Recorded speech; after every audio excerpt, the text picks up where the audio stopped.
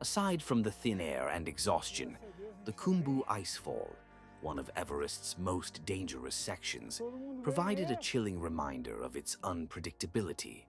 A Brazilian team experienced a terrifying avalanche from Lola, which sent a wave of snow dust cascading over them. Climber Roberto Lucchesi, who captured the incident on video, described it as one of the most frightening moments of his life. Unclipped from the safety ropes when the snow hit, he had mere seconds to respond. I tied myself up, turned around, and saw the wave of snow coming straight at me, he recalled. Luckily, the avalanche didn't cause injuries, and the team safely proceeded to Camp 2. In a flurry of activity on the world's highest peak, 135 climbers summited Mount Everest in a single day, adding to a rapidly growing tally that now exceeds 200 for the current climbing season. This surge is taking place during a narrow weather window, when conditions on the mountain momentarily allow climbers to make their final push. However, behind the impressive numbers lies a season marked by exhaustion, loss, and growing dangers.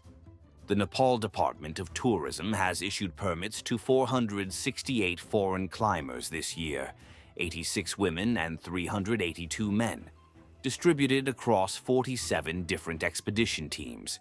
While this number is slightly lower than last year's record, it still represents a massive volume of climbers, especially when considering the accompanying Sherpa support. As many rush to summit during these fleeting, favorable conditions, the mountain's notorious hazards continue to take a toll. Among the climbers seeking a so-called double header, summiting both Everest and its neighbor, Lhotse, tragedy struck. 2 climbers attempting this ambitious feat died during their descent. Indian climber Rakesh Bishnoi, who had previously abandoned his Everest bid, successfully reached the top of Lhotse. Unfortunately, he died before making it back to Camp 4, according to his outfitter, Makalu Adventure. Similarly, Zsolt Vargo, a Romanian cameraman, lost his life in the final section of the Lhotse climb at the couloir that leads directly to the summit. These incidents underscore how even successful ascents can turn fatal during the perilous descent, particularly when compounded by altitude-related illness or extreme fatigue. These deaths are not isolated. The season has already seen multiple fatalities, with causes ranging from altitude sickness to exhaustion. 2 other climbers also died on Everest last week, bringing renewed attention to the inherent risks of high-altitude mountaineering. Just as dozens of climbers were celebrating their summits, weather conditions began to deteriorate. According to Summit Climb, Everest's chief weather forecaster issued an urgent warning on the morning of the climbs, advising all teams on the upper mountain to descend due to an approaching windstorm. This shift forced some teams to change their plans abruptly. Summit Climb's own group, which had planned to rest at Camp 4, instead pushed for the summit early. Armed with additional oxygen, 6 climbers, 3 clients, and 3 Sherpas reached the summit and safely descended to lower camps to avoid the brunt of the winds. Amid the risks and rush, moments of inspiration are also unfolding on Everest.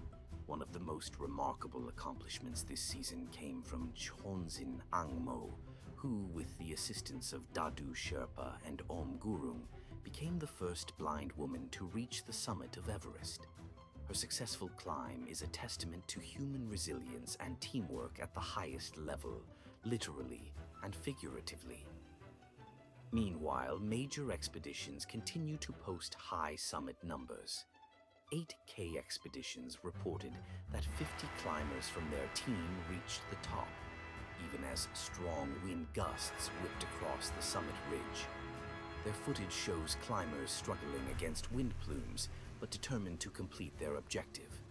Meteorologist Mark de Keyser of Weather Expeditions predicts that high winds from the jet stream will intensify from May 20th through midday on May 21st, likely deterring summit attempts above 7,000 meters.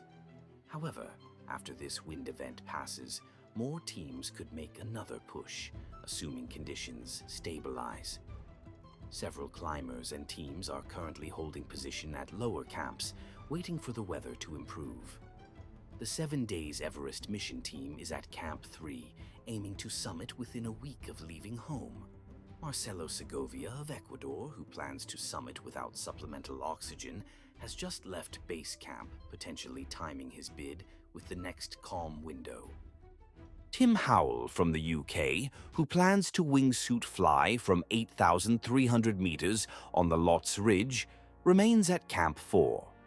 However, his planned exit is unlikely until wind conditions improve dramatically. Two elite athletes, Tyler Andrews from the USA and Carl Egloff from Ecuador, are both gunning for speed records without oxygen.